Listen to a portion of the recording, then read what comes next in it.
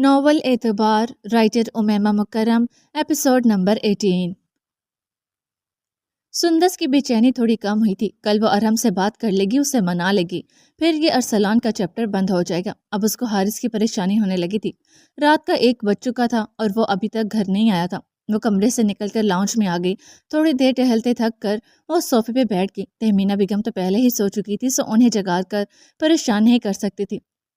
وہ پریشان ہوتی موبائل اٹھائے، اسے کال ملانے لگی پر نمبر بند تھا۔ اب کچھ اور تو کر نہیں سکتی تھی، اس لیے بیٹھ کر انتظار کرنے لگی۔ بے ساختہ فاطمہ کی یاد آئی۔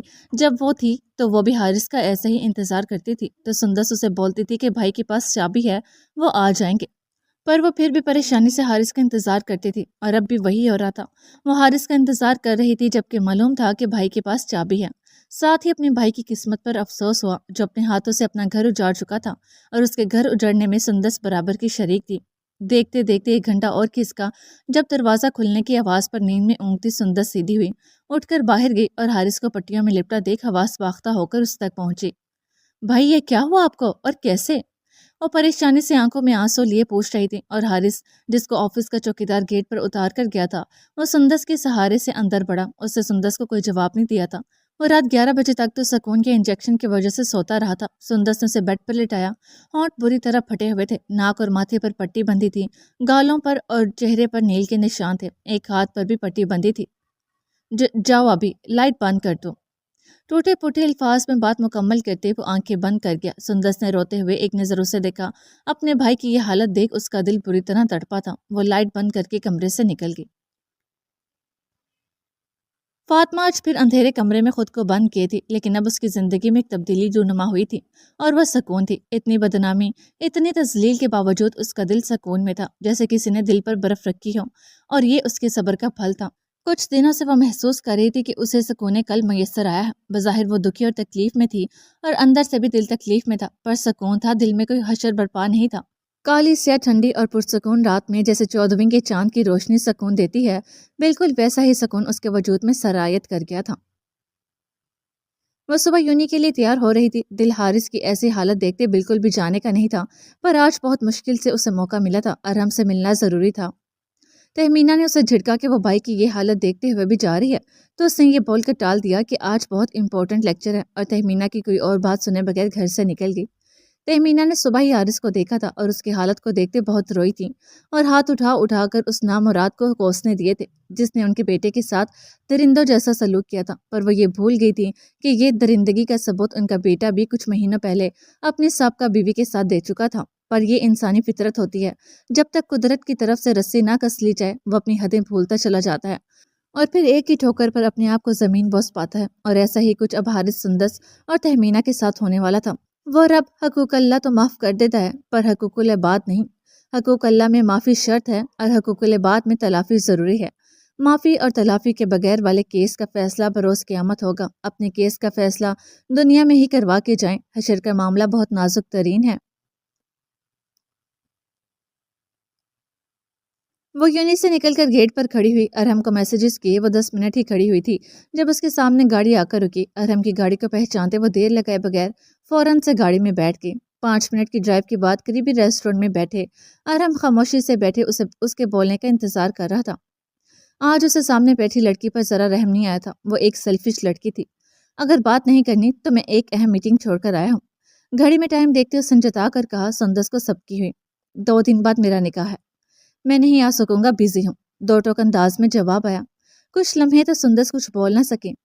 آئی ایم سوری ارحم، میں اس وقت بہت ڈر گئی تھی، نمے اندر دھکیلتے وہ روندی ہوئی آواز میں بولی۔ مجھ سے کس بات کی معافی؟ میری جوتی کی دھول کو بھی فرق نہیں پڑتا کہ تمہارا بھائی میرے متعلق کیا سوچتا ہے۔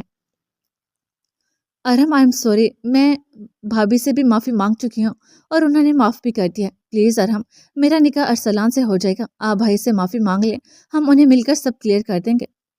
وہ جو اپنی دھن میں بولی جا رہی تھی، ارحم کے زور سے ٹیبل پر ہاتھ مارنے پر ہوش میں آئی اور چلتی زبان کو بریک لگی۔ اس کی تاثرات دیکھے جو لب بھینچے خطرناک حد تک سنجیدہ تھا۔ اس نے آس پاس دیکھا، 1-2 کپل ہی بیٹھے تھے جو انہیں دیکھ کر واپس اپنے آپ میں مگن ہو گئے۔ Seriously how selfish you are, اتنی شفاق تم کیسے ہو سکتی ہو؟ میں نے آج تک تم جیسا خود پرست انسان نہیں دیکھا۔ معافی مانگ لی تم نے اور اپنی اعلیٰ ظرفی دکھاتے اس نے تمہیں معاف بھی کر دیا، لیکن تم میں ضمیر نام کی کوئی چیز نہیں۔ اس نے جتنی حقارت سے سندس کو دیکھا تھا سندس کی آنکھیں بھیگی تھیں۔ تم کیسے مطمئن ہوگی اس کے معاف کر دینے سے؟ کیا فائدہ ہوا تمہارے معافی مانگنے کا؟ اس کی طلاق ختم ہو جائے گی یا اس کی عزت جو تمہاری وجہ سے گئی وہ واپس آ جائے گی؟ یا اس کی اولاد جو دنیا میں آنے سے پہلے چلی گئی وہ واپس آ جائے گی؟ وہ تلخی سے ہنسا۔ تم چاہتی تو اس کی اور اپنی دونوں کی عزت بچا سکتی تھی۔ ارحم تھوڑا آگے جھکا، اس کی بھیگی آنکھوں میں دیکھا۔ میں تم سے شادی کا ارادہ نہیں رکھتا تھا، نہ ہی میں نے تم سے کبھی ایسی کوئی بات کی، اس دن بھی یہی بتانے آیا تھا۔ اب کی سندس کی بھیگی آنکھوں میں تکلیف ابھری، لیکن اللہ کی قسم اگر اس وقت تم فاطمہ پر الزام لگتے دیکھ خود کی غلطی قبول کر لیتی تو میں اسی وقت تم سے نکاح کر لیتا، لیکن افسوس اس وقت تو کیا، تم نے تو اب تک اپنا گناہ قبول نہیں کیا۔ ارحم الیاس محبت میں سمجھوتہ کر سکتا ہے پر ایک کم ظرف لڑکی سے شادی نہیں کر سکتا۔ میں تو دوست بھی کم ظرف نہیں بناتا، پھر ہم سفر کم ظرف کبھی نہیں۔ اپنے ایک ایک لفظ سے اس نے سندس کو آئینہ دکھایا تھا۔ ایک نظر اسے روتا دیکھ وہ اٹھا اور اس کے برابر سے نکلنے لگا، لیکن 2 قدم ہی اٹھے تھے جب سندس کے جملے پر وہ رکا۔ دل پر جیسے کسی نے چابک چلایا تھا۔ مجھے آئینہ دکھاتے کاش ایک بار اس آئینے کا رخ اپنی جانب بھی موڑ لیتے تو پتہ چلتا کہ آپ خود بھی کم ظرفوں کی فہرست میں ہی آتے ہیں۔ وہ کھڑی ہو کر اس کے روبرو آئی۔ بھابھی کے کمرے میں کیوں گئے تھے؟ کیا ایک کمرے میں جلتی روشنی اس بات کا اشارہ نہیں دے رہی تھی کہ وہ میرا کمرہ ہے جو اندھیرے کمرے میں گئے؟ اور اگر غلطی سے بھی گئے تو جب بھابھی کو دیکھ کر معلوم ہو گیا تھا وہ میرا کمرہ نہیں تو واپس کیوں نہیں نکلے؟ اور ارحم الیاس جس نے آج تک مجھے چھوا بھی نہیں، مجھے یقین نہیں آتا وہ میرے کمرے میں آنا چاہ رہا تھا جبکہ وہ باہر میرا ویٹ کر رہا تھا۔ بولتے ہوئے بھیگی گالوں کو بے دردی سے رگڑا تھا۔ اور اگر وہ غلطی تھی تو میں تو ڈر کی چپ ہوئی تھی۔ آپ کو کس بات کا ڈر تھا ارحم الیاس؟ کیوں نہیں بتایا سب کو کہ آپ مجھ سے ملنے آئے تھے؟ یا پھر یہی ڈر تھا کہ اگر بتا دیتے تو نکاح کرنا پڑتا مجھ سے؟ اور جب یہی بتانے آئے تھے کہ مجھ سے شادی نہیں کرنا چاہتے تو پھر مجھے ڈھونڈتے کمرے کیوں تلاش کر رہے تھے؟ اور اگر یہی بتانا تھا تو فون پر ہی کیوں نہیں بتایا؟ اور دبئی جانے سے پہلے کیوں ملے؟ آپ کی ذات پر کیا فرق پڑ رہا تھا، میری منگنی ہو یا نکاح؟ ارحم چپ ہوا تھا۔ سامنے کھڑی لڑکی اتنی انجان بھی نہیں تھی، وہ سمجھدار تھی اور کڑی سے کڑی ملانا اچھے سے جانتی تھی، لیکن ان ساری کڑیوں میں ایک کڑی مسنگ تھی جس سے ساری کڑیاں بکھری تھیں۔ لیکن ارحم الیاس کی اس بات سے ارحم الیاس اس سے شادی نہیں کرنا چاہتا تھا یہ بتانے آیا تھا، وہ سب اندازہ لگا چکی تھی۔ سیدھا سیدھا کہے نا کہ آپ آئے ہی فاطمہ کے لیے تھے جس سے وہ خود بھی بے خبر تھی، میں تو صرف ایک مہرہ تھی۔ مجھے آئینہ مت دکھائیں بلکہ مجھے آئینہ سمجھ کر خود کا عکس دیکھ لیں، ہم دونوں ہی ایک دوسرے کا آئینہ ہیں، کم ظرف آپ بھی ہیں ارحم الیاس۔ ارحم کا چہرہ دھواں ہوا تھا، صحیح کہہ رہی تھی وہ، اس کا شمار بھی تو کم ظرفوں کی فہرست میں ہی ہونا تھا، اور خود غرض محبت میں بھی۔ صحیح کہا، میں غلط ہوں پر کم ظرف نہیں، میں اپنی غلطی کا مداوع کرنا چاہتا ہوں اور بہت جلد کروں گا۔ اگر وہ ارحم الیاس کی وجہ سے معاشرے میں رسوا ہوئی ہے تو ارحم الیاس کی وجہ سے عزت بھی پائے گی، بہت جلد۔ ٹہر کر بولتے وہ باہر نکل گیا۔ سندس ٹھہر جانے کے انداز میں وہیں کرسی پر بیٹھ گئی، آنسو متواتر بہتے تھوڑے سے ٹپکنے لگے تھے، اور آج اس کی سزا کا وقت شروع ہوا تھا، اور یہ پہلی سزا تھی کہ جس سے وہ محبت کرتی تھی اس سے ذلیل ہوئی تھی، اور وہ اس سے مکمل دستبردار ہو چکا تھا۔ عدل و انصاف فقط حشر پر موقوف نہیں، زندگی خود بھی گناہوں کی سزا دیتی ہے۔ دیکھتے دیکھتے وہ دن بھی آیا جب ارسلان اور سندس کی رضامندی کے بغیر دونوں کو ایک رشتے میں باندھ دیا گیا، اور ساتھ ہی اگلے مہینے کی رخصتی کی ڈیٹ بھی فائنل کر دی۔ ارسلان کی ماں تو سندس کے وارث صدقے جا رہی تھی، جس کی وجہ سندس سے محبت ہرگز نہیں تھی بلکہ فاطمہ سے چڑ تھی۔ حارث اب بہتر تھا، لیکن ایک اور جو دھچکا پڑا وہ یہ تھا کہ پھر نوکری سے نکال دیا گیا، اور اس بار وجہ ارحم الیاس بنا۔ ارحم کے بولنے پر اسے جاب سے نہیں نکالا گیا تھا بلکہ ارحم کی وجہ سے نکالا گیا تھا کہ کہیں الیاس صاحب تعلقات خراب نہ کر لیں۔ تہمینہ ایک طرف اپنی بیٹی کے لیے خوش تھیں تو دوسری طرف حارث کے لیے فکر مند۔ حارث نے گھر میں کسی کو نہیں بتایا تھا کہ اسے ارحم نے مارا ہے، وہ ایک بار پھر ذلیل نہیں ہونا چاہتا تھا کہ سابقہ بیوی کے عاشق سے مار کھائی ہے، لہٰذا خاموش رہا اور کہہ دیا کہ موبائل چھینتے وقت ہاتھا پائی ہو گئی۔ مریم اب نہ چاہتے ہوئے بھی زیان کی بے نیازی اور اس سے لاپرواہی محسوس کر رہی تھی۔ وہ یہ کبھی محسوس نہ کرتی اگر مدیحہ اسے زیان کا محبت نامہ نہ سناتی۔ اسے یہ بات پریشان کر رہی تھی کہ اگر وہ محبت کرتا ہے تو بات تک کیوں نہیں کر رہا، اور مریم کے برعکس وہ سفیان سے بہت اٹیچ ہو چکا تھا۔ کلثوم اور اکبر صاحب بھی گھر میں آئے اس خوبصورت شہزاد، ان کے گھر میں تو رونق آ گئی تھی۔ مریم میں کچھ تبدیلیاں آئی تھیں، وہ اب رات کو ایسے اٹھ اٹھ کر روتی نہیں تھی، اس کا ذہن پٹنے لگا تھا، آنکھوں کے حلقے بالکل تھوڑے سے کم ہوئے تھے، البتہ اب چہرے پر پلاہٹ نہیں تھی، اور اب وہ خود سے زیان سے چھوٹی موٹی باتیں کرنے لگی تھی۔ اسے تجسس ہو رہا تھا کہ زیان ایسے کیوں کر رہا ہے، کیونکہ مدیحہ اپنا نام جوڑ کر اتنی بڑی باتیں نہیں کر سکتی تھی، تو پھر زیان ایسا کیوں کر رہا تھا؟ مدیحہ کے بتانے کے مطابق تو اس سے پہلے دن ہی اپنا محبت نامہ مریم کے سامنے پڑھ دینا چاہیے تھا۔ ज़ियान मरियम की बेचैनी नोट कर रहा था, पर फिर भी अनजान रहा। वह मोहब्बत ज़ुबान से नहीं, अमल से जताने का कायल था। उसने मोहब्बत का इकरार नहीं किया था, पर वो अपने हर अमल से मोहब्बत का इकरार कर रहा था। पर इंसानों को ज़्यादातर ज़ुबानी इजहार समझ आता है, जैसे मरियम को उसका अमली इकरार समझ नहीं आ रहा था। बस कुछ नहीं बदला था तो उसकी उसामा से मोहब्बत, जो आज भी उसके दिल में वैसे ही सरसब्ज थी। वह अपने दिन का कुछ वक्त उसामा के लिए रखती थी और शायद सारी जिंदगी रखने वाली थी। आखिर उसने भी तो जुबानी मोहब्बत नहीं की थी, इसलिए अब तक अपने अमल से उसामा से मोहब्बत का सबूत दे रही थी। पर बेवकूफ़ ज़ियान का अमली इजहार समझने से कासिर थी। मीरब किचन से निकलकर अभी सोफे पर बैठी थी जब बानो, घर की नई मुलाजमा, उनके पास आई। बाजी, मेहमान आए हैं, एक औरत है और एक आदमी। कह रहे हैं डॉक्टर आरिफ से मिलना है, अंदर बुलाओ। मीरब के कहने पर बानो वापस मुड़ गई, जबकि मीरब दुपट्टा दुरुस्त करते ये सोचने लगी कि कौन मेहमान आ सकते हैं। अगर आरिफ साहब से मिलने आने वाले थे तो आरिफ साहब ने बताया क्यों नहीं, या रुके क्यों नहीं। वो किचन से खाना बना के अभी फारिग हुई थी जब से मरियम गई थी। उन्होंने मुकम्मल दिन के लिए मुलाजमा रख ली थी, लेकिन किचन का काम वो खुद संभालती थी। फातिमा तो मुश्किल ही अपने कमरे से निकलती थी।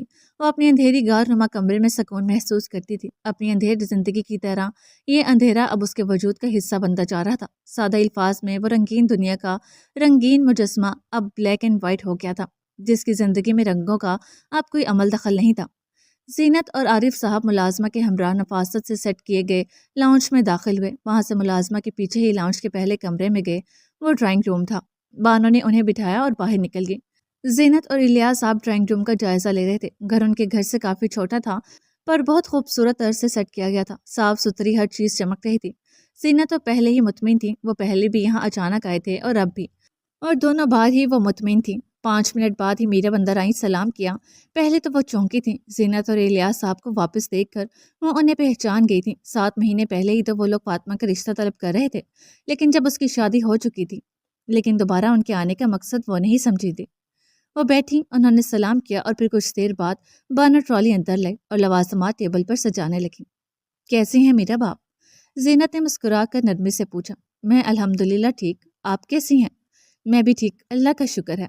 आपके बेटे का सुना अफसोस हुआ। शहीद की मौत का अफसोस तो नहीं करना चाहिए, पर किसी की औलाद का तो कर सकते हैं। मैं भी औलाद रखती हूँ, दर्द समझ सकती हूँ। जीनत की बात पर मीरब की आंखें नम हुई। वो मुस्कुरा भी न सकें। दिल में टीस सी उठी थी उसामा के नाम पर। रोए नहीं मीरब, अल्लाह की अमानत थी, वो जब चाहे वापस ले सकते हैं। और फिर तो आप बहुत खुश नसीब हैं, और आपका बेटा भी। मौत सबको आती है क्योंकि ये बरहक है, पर इतनी हसीन मौत हर किसी को नहीं आती। आपकी बार मीरब हल्का सा मुस्कुराई और इस बात में सर हिला गई। मीरब ने उन्हें सर्व किया। अब वो उनके आने का मकसद सोच रही थी, फिर सोचा आरिफ साहब से मिलने आए हैं, लेकिन उनकी ये उलझन जल्द ही जीनत ने ख़त्म कर दी। हम यहाँ किसी खास मकसद से आए हैं मीरब, जीनत एक बार फिर नरमी से बोली। वह नफीस से खतून मीरब को पहले भी बहुत भली लगी थी और अब भी लगी। कैसा मकसद? मीरब अब भी नहीं समझी थी। जिस मकसद के लिए पहले आए थे बहन, अब भी वही मकसद है। अब के इलियास साहब ने भी बात में हिस्सा लिया। अब की मीरब को समझने में मुश्किल ना हुई कि वो फातिमा के रिश्ते के मकसद से आए हैं। तो क्या अब उन तक भी उनकी बेटी की तलाक की खबर पहुंच चुकी थी? तो क्या किसी ने उन्हें उनकी बेटी की तलाक की वजह नहीं बताई थी? किसी ने उनकी बेटी की बदकिरदारी की चर्चा नहीं की थी, जो वो इतने ऊंचे खानदान के होते हुए भी फिर बहू बनाना चाहते थे? मीरब के तासुरात बेहद संजीदा थे। क्या आप फातिमा की तलाक की वजह से वाकिफ हैं? मीरब ने दिल पर पत्थर रखकर ये सवाल पूछा था। अगर वो लोग भी लोगों से सुनी उनकी बेटी की बदकिरदारी की कहानी सुनाते तो वो क्या कहती? अब हर किसी को तो वो अपनी बेटी की पाकीज़गी की सफाई नहीं दे सकती थी। तलाक ऐसे नहीं होती, यकीनन कोई बड़ी वजह होगी। हमने बहुत से लोगों से बहुत कुछ सुना है, मगर बात वही है कि जितनी जुबानें उतनी बातें। अगर हर किसी की बात पर गौर करने लगे तो सारी जिंदगी एक ही बात में उलझी रह जाएगी। और हमने जो सुना वो आपको या किसी भी माँ बाप को अपनी पाकबाज बेटी के मुतालिक सुनना अच्छा नहीं लगेगा। आपके मीरब का दिल मुट्ठी में हुआ था, और हमें खुद भी दोहराना अच्छा नहीं लगेगा, क्योंकि अगर हमें फातिमा के किरदार पर पहले ही कोई शुबा होता तो हम न जब उसके रिश्ते के लिए आते न अब। वो सिर्फ दिखने में ऊंचे नहीं थे, उनकी बातें, उनकी सोच और जहनीत सब ऊंची और अच्छी थी। मीरब को खामोश देखकर वो फिर बोली। जिंदगी हर बार एक जैसी नहीं रहती। आप एक बार मायूस हो चुकी हैं और अपनी बेटी को गलत हाथों में देकर पछताई हैं। आपका डर मैं बखूबी समझ रही हूँ, लेकिन मैं आपसे वादा करती हूँ, मेरे जीते जी तो क्या, मेरे मरने के बाद भी आपकी बेटी को कभी कोई दुख या तकलीफ नहीं पहुंचेगी। ऐसी बात नहीं है, बेटियों के नसीब से नहीं लड़ा जा सकता। وہ تکلیف سے بولی، اللہ نے اگر ان کے فیصلے ہمارے تولے رکھے ہیں تو ہم ان کے لیے بہتر فیصلے لے سکتے ہیں، اور ایک غلط فیصلے سے زندگی تو ختم نہیں ہوتی، زندگی کو ایک اور موقع دینا چاہیے۔ الیاس صاحب رسانیت سے بولے، آپ ٹھیک کہہ رہے ہیں، میں عارف سے مشورہ کر کے جواب دوں گی۔ وہ جو پہلے بھگت چکی تھیں، ہاں نہیں بول پا رہی تھی اور منع بھی نہیں کر پا رہی تھی۔ اگر زینت اور الیاس صاحب کی جگہ کوئی اور ہوتا تو وہ منع کر دیتی، پر جس طرح انہوں نے باتوں باتوں میں فاطمہ کو پاک باز کہا تھا، ان کے جلتے دل پر جیسے کسی نے برف رکھی تھی۔ کوئی اور اتنی سمجھدار گفتگو تو کیا، بلکہ اتنی باتیں سننے کے بعد آتا ہی نہیں۔ فاطمہ کمرے میں تھی، پانی لینے باہر نکلی تو ڈرائنگ روم سے آوازیں آئیں، اسے لگا مریم آئی ہے۔ وہ چلتی ڈرائنگ روم کے دروازے تک آئی، لیکن اندر انجان لوگوں کو دیکھتے مڑنے لگی۔ جب زینت اور الیاس صاحب کی نظر دروازے سے پلٹتی لڑکی پر پڑی، میرب نے بھی فاطمہ کو مڑتے دیکھ اسے پکارا۔ فاطمہ جو واپس اپنے کمرے میں جانے لگی تھی، میرب کے پکارنے پر اندر گئی۔ السلام علیکم، سنجیدگی سے سلام کرتی وہ بیٹھی نہیں۔ وعلیکم السلام، زینت اور الیاس صاحب نے مسکرا کر ایک ساتھ جواب دیا۔ زینت نے اسے غور سے دیکھا، صاف رنگت مرجھا کر سانولی ہو گئی تھی، آنکھوں کے گرد ہلکے سے ہلکے تھے، آنکھیں ویران تھی، لیکن اس سانولی رنگت اور ویران آنکھوں میں بھی وہ بہت پرکشش تھی۔ وہ سلام کر کے زیادہ دیر رکی نہیں تھی، وہ جا چکی تھی، لیکن زینت اس کا مکمل جائزہ لے چکی تھی۔ وہ معمولی شکل کی تھی، کوئی آسمان سے اتری حور پری نہیں تھی، لیکن بہت پرکشش تھی۔ زینت کو ارحم کی پسند آئی تھی، جبکہ الیاس صاحب کو وہ ارحم جتنی حسین نہیں لگی تھی، جس کے عشق میں ان کا بیٹا پاگل ہوا تھا، لیکن پیاری لگی تھی، ارحم کے ساتھ جچتی۔ معصوم سے چہرے پر اداسی اس کی کشش میں اضافہ کر رہی تھی۔ وہ ڈرائنگ روم سے نکل کر فریج سے پانی کی بوتل نکال کر واپس کمرے میں چلی گئی تھی۔ وہ کسی کا سامنا نہیں کرنا چاہتی تھی، وہ چاہ کر بھی اتنی مضبوط نہیں ہو پائی تھی کہ اتنی دلیری سے ہر کسی کے زہر میں ڈوبے تیر سہ پائے۔ زینت اور الیاس کو ارحم نے جب سے لے کر اب تک کی ایک ایک بات بنا کسی رد و بدل کے بتائی تھی، اور زینت کا چہرہ تو سرخ ہو گیا تھا۔ اس کا بیٹا رات کے پہر کسی لڑکی کے کمرے میں گیا، اور پھر اس کے بیٹے کی وجہ سے اس لڑکی کی بے گناہ ہونے کے باوجود طلاق ہو گئی، اور بدنامی الگ۔ زینت نے تو 3-4 دن اس سے بات تک نہیں کی، اور پھر اس لڑکی سے ہمدردی کے تحت، جسے ان کے بیٹے نے اپنی سو کالڈ محبت میں رسوا کر دیا تھا، ارحم سے وہ اب بھی ناراض تھیں۔ ان کا دل تو کیا تھا کہ ارحم کے منہ پر زوردار تھپڑ لگیں، پر وہ ایسا نہیں کر سکے، لیکن اپنی ناراضگی کے باوجود وہ ارحم کا رشتہ لے گئیں، اور اب میرب کی باتوں سے انہیں صرف 25% لگا تھا کہ وہ اس رشتے کے لیے رضامند ہوں گے، پر وہ دعا گو تھیں کہ یہ رشتہ ہو جائے تاکہ ارحم کے ساتھ اس معصوم لڑکی کی زندگی بھی پرسکون ہو جائے۔ رات کو میرب نے عارف صاحب کو دوپہر کی بات بتائی تو عارف صاحب سوچ میں پڑ گئے۔ میرب نے اپنی سوچ اور ڈر ظاہر کرتے انکار کیا، پر عارف صاحب کے کہنے پر وہ خاموش ہو گئے۔ پہلے بھی غلطی کر چکی ہیں میرب، اب دوبارہ مت کریں۔ ہر کوئی ایک جیسا نہیں ہوتا، اور اس ڈر سے کب تک آپ فاطمہ کی دوبارہ شادی نہیں کریں گے؟ کیا ساری زندگی اسے بٹھا کر رکھیں گی؟ اور پھر ہمارے بعد کیا ہوگا اس کا؟ حوصلہ رکھیں اور اپنی بیٹیوں کے نصیبوں کے لیے دعا کریں، دعا نصیب بدل دیتی ہے۔ اور فکر نہیں کریں، میں فیملی اور لڑکے کے بارے میں معلوم کروا لوں گا۔ میرب ہر بار کی طرح متاثر ہوئی تھی، لیکن فاطمہ نہیں مانے گی عارف۔ میرب کسی خدشے کے تحت بولیں، آپ اس کی ماں ہیں میرب، وہ کیوں نہیں مانے گی؟ سمجھائیں گی تو سمجھ جائے گی، لیکن آپ ابھی بات مت کریے گا، پہلے میں معلومات کر لوں، اس کے بعد اگر مجھے ٹھیک لگا تو صحیح، ورنہ منع کر دیں گے۔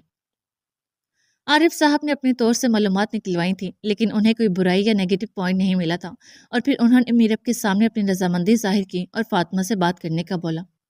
میرب نے جب فاطمہ سے بات کی تو ان کی توقع کے برعکس فاطمہ نے کوئی بحث نہیں کی، بلکہ جیسی آپ کی مرضی بول کر بات ختم کر دی۔ میرب بہت حیران ہوئی، اسے جانچنا چاہا پر ناکام رہی، اور پھر زینت کو فون کر کے رشتے کے لیے ہاں کر دی، لیکن زینت نے شادی کے لیے کچھ وقت لیا تھا، وہ ابھی ارحم کو نہیں بتانا چاہتی تھی، وہ ناراض تھیں اور فی الحال ناراض ہی رہنا چاہتی تھی۔ دیکھتے دیکھتے 1 مہینہ گزر گیا، زینت مان تو گئی تھی، لیکن وہی لیا دیا رویہ۔ ارحم اب پاگل ہونے لگا تھا، ایک تو ماں کی ناراضگی اور اوپر سے فاطمہ سے شادی کے لیے راضی کرنا تھا، لیکن کوئی کام ہی نہیں بن پا رہا تھا۔ وہ پریشان تھا، یہ جانے بغیر کہ اس کی پریشانی تو مہینہ پہلے ہی حل ہو چکی ہے۔ تہمینہ اور پپھت اور ارسلان اور سندس کی شادی بہت دھوم دھام سے کرنا چاہتے تھے، پر ارسلان کی ہٹ درمی کی وجہ سے سب سادہ ہوا۔ سندس رخصت ہو کر ارسلان کے گھر آ گئی، پپھو سندس کو لیے اندر گئیں، جبکہ ارسلان دروازے سے ہی گاڑی واپس موڑ چکا تھا۔ پپھو نے سندس کو ارسلان کے کمرے میں بٹھایا اور تھوڑی دیر اس سے باتیں کر کے ارسلان کا انتظار کرنے کو کہہ کر چلے گئیں۔ یہاں کیا کر رہی ہو؟ दांत भींचते उसने गुस्से से पूछा। वह भी सारी रात क्लब में गुजार कर 3 बजे घर आ रहा था। आज सुंदस उसके हमरा रुखसत होकर आई थी। वो यही सोचकर आया था कि उसकी माँ ने ये शादी सिर्फ अपनी अना की तस्कीन के लिए की है, तो सुंदस उसके कमरे में नहीं होगी और ना ही वो उससे कोई बज़ाहिर रिश्ता रखेगा। बैठी रहेगी वो उसकी माँ की जिद के नतीजे में सारी जिंदगी उसके नाम पर। लेकिन यहाँ तो वो इतनी रात को भी दुल्हन बनी बेड पर बैठी आंसू बहा रही थी। अरसलान के सख्ती से पूछने पर उसने रोते रोते अरसलान को देखा। वो उसका मतलब नहीं समझी थी। मैंने पूछा, यहाँ क्या कर रही हो? और मुझे तुम्हारे इस हुलिये से नफरत हो रही है। निकलो मेरे कमरे से, ये आंसू मेरे कमरे से निकल कर बहाओ। नागवारी से कहते उसने दरवाजे की तरफ इशारा किया। वो अपना रोना भूलकर उसे देखने लगी। वो कुछ समझ नहीं पा रही थी। जबरदस्ती बिना रजामंदी की शादी तो उसकी थी, फिर सामने खड़ा शख्स ऐसे बिहेव क्यों कर रहा था? शायद उसे अब तक रोता देखकर ये जाने बगैर कि सामने खड़े शख्स ने खुशी या रजामंदी से नहीं बल्कि अपनी माँ की जबरदस्ती से उसने निकाह किया है। बेइज्जत होने के डर से जल्दी जल्दी आंसू साफ किए। तुम बहरी हो शायद, जब भी मेरी बात समझ नहीं आ रही, पर मेरे पास इतना फजूल वक्त नहीं जो तुम्हें समझा कर जाया करूं। कहते साथ वो आगे बढ़ा और सुंदस के कुछ भी समझने से पहले उसे बाजू से पकड़कर लम्हे में कमरे से बाहर किया और मुंह पर दरवाजा जोरदार आवाज से बंद कर दिया और फिर गुस्से से सर झटकते ड्रेसिंग रूम की तरफ बढ़ गया। वो कमरे से बाहर शॉक्ड खड़ी थी। इस कदर तजलील से कदम जम से गए थे। नंगे पांव फर्श पे खड़े वो बंद दरवाजे को देख रही थी जिससे अभी उसे जलील करके निकाला था। यहाँ खड़े होने का कोई फायदा नहीं था, वो जानती थी। इसीलिए एक हाथ से अपना भारी लहंगा और दूसरे से सर पे टिका भारी पल्लू संभाले वो मुड़ी। रात के इस पहर वो अपनी सास के पास नहीं जा सकती थी और अगर बाहर सोते कोई देख लेता तो उससे ज्यादा जिल्लत की बात कोई ना होती। वो लहंगा संभालती लाउंज के दरमियान आई और सामने बने कमरे की तरफ गई। कमरे का दरवाजा खोलने के लिए नाप घुमाई पर कमरा लॉक था। वो लब दुबाए उसके आगे वाले कमरे की तरफ बढ़ी। नजरें आंखों में तैरते पानी से डबडबा रही थी। दूसरा कमरा खोला तो वो खुल गया, लेकिन अंदर नीम अंधेरे में बेड पर अपनी सास को सोई देख उसकी हिम्मत न हुई कि वो अंदर जाए। वहां से आगे बढ़ी तो कमरा फिर लॉक था। शायद जो कजन्स और रिश्तेदार आए थे वो ठहरे हुए थे। उसको शिद्दत से अपनी बेबसी पर रोना आया। नया घर, नए लोग, वो तो किसी को जानती भी नहीं थी। उसे लगा जैसे किसी खूनख्वार अंधेरे जंगल में उसे अकेले छोड़ दिया गया हो। शिद्दत से तहमीना की याद आई, पर सद अफसोस अभी तो उसके पास फोन भी नहीं था। उससे आगे वाला कमरा अरसलान का था। वो अब सेकंड लास्ट सामने वाले कमरे की तरफ गई। शुक्र था वो खोला हुआ था और अंदर भी कोई नहीं था। वो अरसलान के रूम से काफी मुख्तलिफ और सादा था। कमरे के दरमियान में सादा सा बेड था जिस पर नफासत से बिना सिलवट की चादर बिछी थी। अलमारी, ड्रेसिंग टेबल जिस पर सिर्फ ब्रश रखा था और एसी लगा था। ये कमरा किसी के इस्तेमाल में नहीं था, शायद गेस्ट रूम था। वो आगे बढ़ी और बेड पर बैठ गई। लब दुबाए आंसू जब्त करने लगी और फिर अगले ही लम्हे हाथ पहलू में गिरे फूट फूट कर रो दी। वो अब भी अरसलान की बेइज्जती करने के गम में नहीं रो रही थी। उसका गम तो कुछ और था जिसकी वजह से वो 1.5 महीने से रो रही थी, और वो गम अरहम इलियास था। ये जानने के बाद भी कि वो उससे मोहब्बत नहीं करता था, वो फिर भी उसकी मोहब्बत दिल से नहीं निकाल पाई थी। वो अब भी उसी के गम में रो रही थी। अब तक सिर्फ सुना था और आज वो महसूस भी कर रही थी कि मोहब्बत का गम कैसा होता है। काफी देर रोने के बावजूद जब दिल हल्का ना हुआ तो वह नमाज के इरादे से उठी। बेशक अपने हर मुश्किल वक्त और गम में इंसान को अल्लाह ही याद आता है। जिससे आप बहुत मोहब्बत करते हैं वो आपको अपनी हर खुशी में याद आता है, और जो आपसे मोहब्बत करता है आपको अपने हर गम और तकलीफ में वो याद आता है। और बेशक अल्लाह तो 70 माओ से ज्यादा चाहता है, और ये भी बस मिसाल है, उसकी मोहब्बत का तो शुमार मुमकिन ही नहीं। नमाज पढ़ने के इरादे से उसने जल्दी जल्दी अपना जेवर उतारा। वैसे भी कुछ ही देर में फजर की अजान होने वाली थी। जेवर उतार के जब कपड़े तब्दील करने का वक्त आया तो याद आया सारा सामान तो अरसलान के कमरे में सेट था, उसका बैग भी। एक बार फिर रोना आया। अब लेने भी नहीं जा सकती थी और इन कपड़ों में रह भी नहीं सकती थी। अब उसने फिर से रोने का शुगल जोरों शोर से शुरू किया था कि आंसू हलक में अटकते अटकते गले में तकलीफ हो रही थी। काफी रो लेने के बाद अचानक घड़ी पर नजर गई तो 4:15 हो चुके थे। फौरन जहन में आया कि इस वक्त तो वो सो चुका होगा, तो खामोशी से कमरे से बैग ले आए। अपनी सोच पर अमल करते वो अपना भारी लहंगा संभालते उठी। कमरे से बाहर निकलकर वापस अपने कदम अरसलान के कमरे की तरफ बढ़ाए। इससे पहले वो दरवाजा खोलती उसके पाँव से कुछ टकराया। अंधेरे के बायस उसने बाहर से आती हल्की रोशनी में उस चीज को देखने चाहा तो मालूम हुआ वो उसी का बैग था जिसे यकीनन अरसलान ने उसी की तरह निकाल बाहर किया था। एक बार फिर जिल्लत के एहसास तले उसकी आंखें भीगी थीं। अरसलान को वो क्या, उसका सामान भी अपने कमरे में बर्दाश्त नहीं था। उसने एक हाथ से लहंगा पकड़ा, दूसरे से बैग घसीटी वापस उसी कमरे में आई। बेदर्दी से आंसू चेहरे से रगड़ के साफ करते उसने बैग बेड पर रखा और उसमें से एक आरामदा बिल्कुल सादा सा सूट निकाला। 5 मिनट में उसने ड्रेस चेंज कर लिया था और फिर वो ड्रेस बेड पर रख कर वो वॉशरूम गई। वहां से मेकअप जो रोने की वजह से खतरनाक हद तक बिगड़ चुका था उसे साफ किया, वुजू किया और बाहर आ गई। مسلح کمرے میں تھا نہیں، اس لیے اپنے بیگ سے اپنا کاٹن کا سادہ دوپٹہ نکال کر فرش پہ بچھا لیا اور پھر نماز پڑھ کر روتے روتے جب دل کا غبار بہا دیا تو نیند کا غلبہ غالب ہوا۔ اپنی نیند سے بوجھل بند ہوتی آنکھیں وہ بیڈ پر لیٹ کر مکمل بند کر گئی اور اگلے 5 منٹ میں ہی وہ گہری نیند میں جا چکی تھی۔ وہ سندس اور اپنی ماں کو گھر چھوڑ کر کلب جا چکا تھا۔ وہاں پورا وقت ناشتے تھرکتے جسموں کو دیکھ کر جب مکمل بیزار ہو گیا تو واپس آ گیا۔ ارادہ فلیٹ جانے کا تھا، پر پھر پتہ نہیں کیا سوجی کہ گھر آ گیا، اور کمرے میں قدم رکھتے ہی وہ روتے ٹسوے بہاتے تحفے پہ نظر پڑی جو مہینے پہلے اس کی ماں نے اسے دیا تھا، اور آج اس تحفے کو زبردستی اس کے کمرے میں اس پر مسلط کر دیا تھا۔ اس نے تو سندس کو غور سے دیکھا تک نہیں تھا، نہ ہی اس کے سجے سبرے خوبصورت روپ کو دیکھ کر اسے کوئی کشش یا دلچسپی محسوس ہوئی تھی۔ خوبصورت سے خوبصورت لڑکیاں وہ روز کلب میں دیکھتا تھا، اسے بھلا کیا کشش محسوس ہونی تھی؟ پر بات وہی ہے، نکاح کا رشتہ ایسا ہے کہ اللہ محبت ڈال دیتا ہے، اور جہاں اللہ محبت ڈال دے وہاں نفرت ختم ہو جاتی ہے، جذبے اور احساسات خود بخود پیدا ہو جاتے ہیں۔ سندس کو کمرے سے نکال کر اسے رتی برابر افسوس نہیں ہوا تھا۔ وہ فریش ہو کر آیا، جب اس کی نظر الماری سے نظر آتے بیگ پر پڑی، اس نے آگے بڑھ کر بیگ نکالا۔ یہ بیگ اس کا نہیں تھا۔ اس نے بیگ کھولا تو اندر زنانہ کپڑے، ضرورت کا سامان، موبائل اور چارجر وغیرہ تھا۔ اس کو پہچاننے میں دیر نہ لگی کہ یہ سندس کا بیگ تھا، اور پھر جتنی حقارت سے سندس کو کمرے سے نکالا تھا ویسے ہی اس کے بیگ کو بھی دروازے سے باہر رکھ کر دروازہ بند کر دیا۔ جانتا تھا نیند تو آنی نہیں، اس لیے دراز سے ایک نیند کی گولی کھا لی اور پھر جلد ہی نیند کا غلبہ طاری ہوا اور وہ سو گیا۔ اسے اس بات کی کوئی فکر نہیں تھی کہ سندس کہاں گئی، کہاں سوئے گی، اس کے رویے سے تکلیف میں ہوگی۔ وہ سارے لاؤنج میں بیٹھے تھے، آج زیان بھی گھر میں تھا، اس لیے سفیان تو 1 منٹ کے لیے بھی مریم کے پاس نہیں آیا تھا۔ سارے صوفے پر بیٹھے تھے اور سفیان صوفے کے ساتھ لگا نیچے کھلونے پھیلائے بیٹھا تھا۔ مریم کلثوم اور اکبر صاحب سے بات کر رہی تھی، جبکہ زیان سفیان کے ساتھ کھیلنے میں مصروف تھا۔ پھر کسی بات پر زیان بھی ان کی طرف متوجہ ہوا۔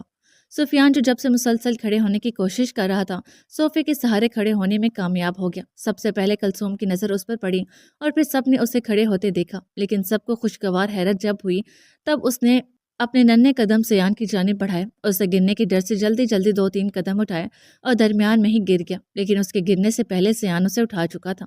میری جان، میرے بچے نے چلنا سیکھ لیا بھائی، میرا بیبی بڑا ہو رہا ہے۔ وہ خوشی سے سفیان کو چوم رہا تھا۔ سبھی بہت خوش تھے اور سب کی نظریں اس مسکراتے حسین بچے پر تھیں سوائے مریم کے۔ مریم زیان کو دیکھ رہی تھی جو اس کو گود میں لیے اس سے بھی زیادہ خوش معلوم ہو رہا تھا۔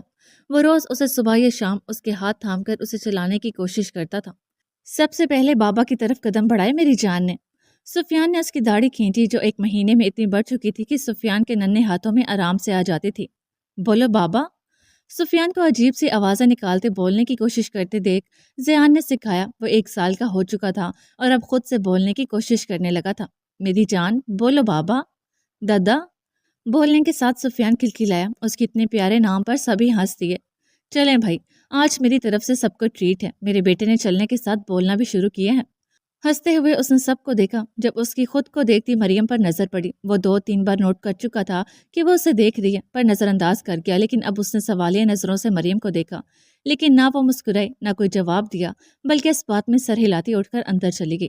کسی نے محسوس نہیں کیا، پر زیان نے بخوبی محسوس کیا تھا۔ اس نے سفیان کو کلثوم کو دیا اور خود مریم کے پیچھے کچن میں چلا گیا۔ کچن میں جا کر میڈ کو باہر جانے کا اشارہ کیا۔ وہ چولہے پر پین چڑھا رہی تھی جب آگے بڑھتے زیان نے چولہا بند کر دیا۔ میں نے کہا آج سب کو میری طرف سے ٹریٹ ہے اور سب میں آپ بھی آتی ہیں۔ میں بس چائے کے ساتھ کباب تل رہی تھی۔ اس نے صفائی دی۔ اس کی کوئی ضرورت نہیں ہے، آپ جا کر تیار ہو جائیں، ہم تھوڑی دیر میں نکلیں گے، پہلے کسی اچھی سی جگہ گھومنے جائیں گے، پھر پلے لینڈ اور پھر ڈنر۔ آپ جا کر تیار ہو جائیں اور سفیان کو بھی کر دے۔ اپنی بات مکمل کرتے اور اسے مکمل پلان بتاتے وہ کچن سے چلا گیا اور مریم خاموشی سے وہیں کھڑی رہی۔ اس کی سمجھ سے بالا تر تھا، اگر وہ محبت کرتا تھا تو اس طرح محتاط رویہ کیوں رکھ رہا تھا؟ اس کے قریب آنا، اسے چھونا تو دور کی بات، وہ اس سے بات بھی مختصر کرتا تھا، بس جب وہ اداس ہوتی تھی یا رونے لگتی تھی، جب وہ کوئی نہ کوئی ایسی غیر سنجیدہ بات کرتا تھا جس سے وہ ہنس دیتی تھی۔ آنکھوں کے گرد ہلکے اب ختم ہو چکے تھے، رنگت بھی نکھر گئی تھی، اور سب سے بڑی بات اب اس کی آنکھیں بھی ویران نہیں تھی، اور یہ بات اس نے محسوس ہی نہیں کی تھی۔ وہ زیان اور اس کی گریز میں ہی اس قدر الجھی تھی کہ یہ سب نوٹ ہی نہ کر سکی، پر زیان اس کی یہ تبدیلی بخوبی نوٹ کر رہا تھا، اور باقی سب بھی۔ زیان اسے اور سفیان کو روزانہ رات یا شام کو 1-2 گھنٹے کے لیے عارف صاحب کے گھر لاتا تھا، اور وہ 2 گھنٹے عارف صاحب، میرب اور فاطمہ کے خوشگوار لمحے ہوتے تھے۔ مریم کو خوش دیکھ کر عارف صاحب اور میرب اپنے فیصلے پر خوش تھے۔ فاطمہ نے رشتے کے لیے ہاں کر دیا تھا۔ وہ اکثر جب کمرے سے باہر نکلتی تھی تو کسی کو علم نہیں ہوتا تھا۔ اسی طرح وہ اکثر میرب اور عارف صاحب کی باتیں سن لیتی تھی جس میں وہ فاطمہ اور مریم کے لیے پریشان رہتے تھے۔ میرب تو اسی گلٹ سے باہر نہیں نکلتی تھی کہ ان سب کی ذمہ دار وہ ہیں۔ اس رشتے میں سب سے زیادہ رضامندی ان کی تھی۔ فاطمہ اب اتنی سمجھدار ہو چکی تھی کہ وہ جانتی تھی وہ ہر بیٹی کی طرح اب بھی ساری زندگی ماں باپ کے گھر نہیں رہ سکتی۔ اسے اپنے ماں باپ سے کوئی شکایت نہیں تھی، اور شکایت ہوتی بھی کیوں، اس کے ماں باپ نے کب اس کا برا چاہا تھا، اور کوئی بھی ماں باپ اپنی اولاد کا برا نہیں چاہتے۔ اسی لیے اس نے میرب کو مزید شرمندہ اور التجا کرنے سے روکنے کے لیے بنا کسی اعتراض کے ہاں کر دی۔ ہاں تو کر دی، لیکن دل اب اسی ڈری سہمی چڑیا کی طرح تھا جو طوفان میں اپنا گھونسلہ بچانے کی دعا کر رہی ہوتی ہے۔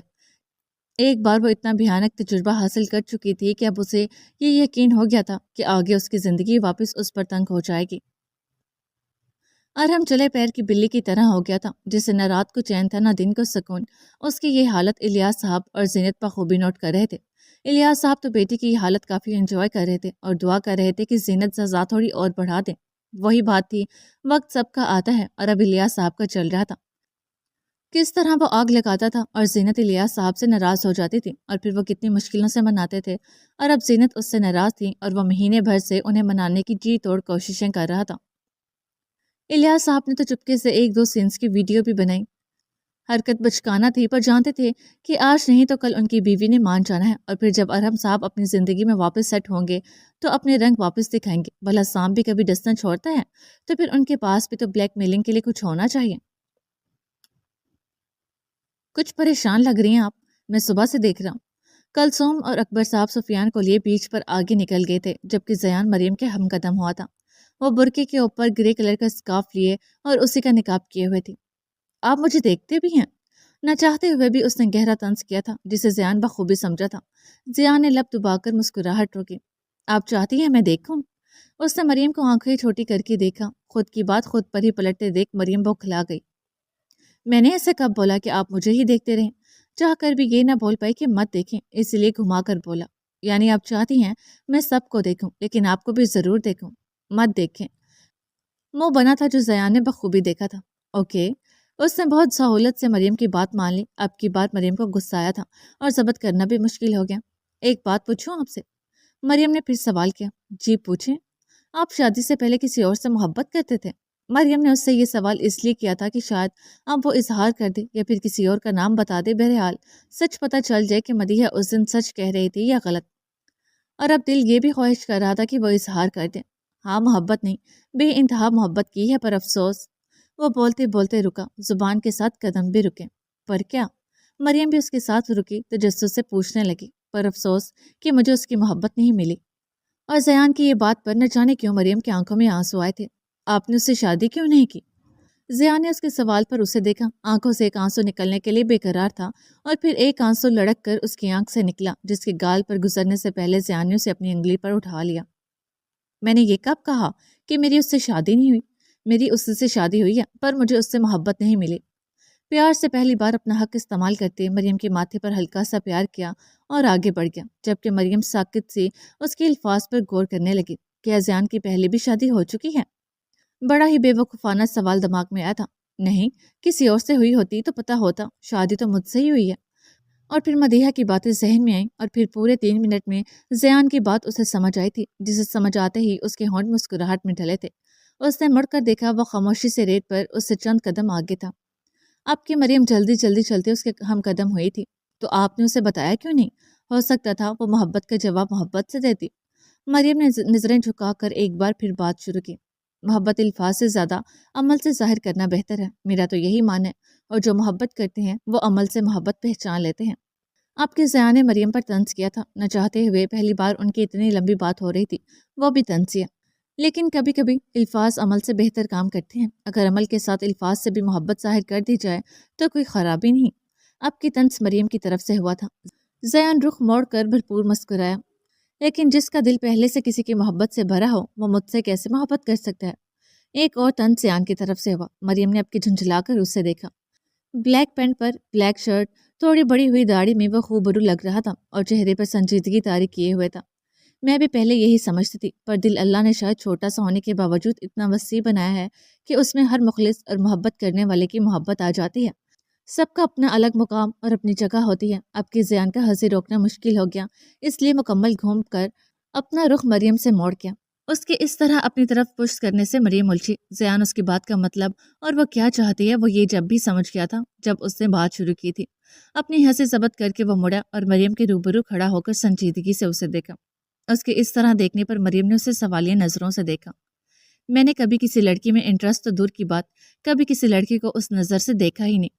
میں نے 9 مہینے پہلے تمہیں مال میں دیکھا تھا، پرفیوم شاپ پر، اور تمہاری آواز نے مجھے تمہاری طرف متوجہ کیا تھا، اور پھر دیکھنے پر صرف تمہاری آنکھیں نظر آئی اور صرف تمہاری آنکھوں نے مجھے اپنی طرف کھینچا، اور پھر ان آنکھوں کو سوچتے، اس آواز کو محسوس کرتے محبت کب ہوئی اور کب وہ انتہا تک پہنچتی چلی گئی مجھے پتہ بھی نہیں چلا۔ اور پھر فاطمہ کے نکاح میں بھی سب سے پہلے انہی آنکھوں کو دیکھا اور پھر نہ پہچاننے کا سوال ہی پیدا نہیں ہوتا تھا۔